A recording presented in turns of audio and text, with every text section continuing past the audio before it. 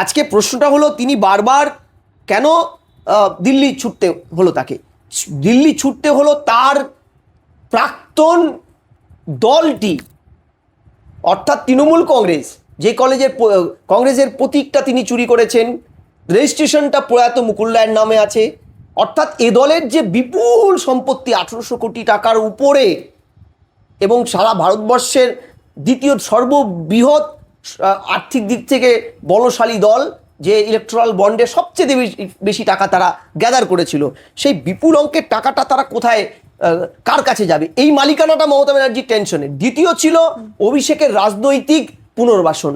তৃণমূলে আর কিছু নেই, অভিষেক যা কুকীর্তি করেছে তার জেল যাওয়া প্রায় কনফার্ম, মমতা এটা জানে। তাহলে এই জায়গায় দাঁড়িয়ে দ্বিতীয় তার ইস্যুটা ছিল যে কোনো মূল্যে অভিষেককে বাঁচানো বা রাজনৈতিক একটা প্ল্যাটফর্ম দেওয়া। সেটা হলো না, শূন্য হাতে তাকে দিল্লির থেকে ফিরতে হলো।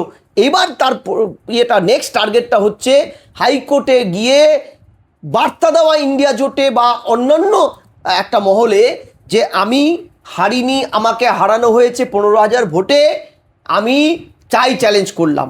তারপরে হিসেবটা মানুষ ভুলে যায়, কিন্তু রাজনৈতিক হিসেবটায় ঠিক যেমনভাবে নিরজ্জের মতো তিনি পদত্যাগ করেননি, তাকে বরখাস্ত করা হয়েছে, অর্থাৎ তিনি বরখাস্ত মুখ্যমন্ত্রীর তালিকায় কিন্তু ভারতবর্ষের প্রথম, এবং এটাই বোধহয় অদ্বিতীয় হয়ে থাকবে, আর কোনো নাম এর সাথে যুক্ত হবে না।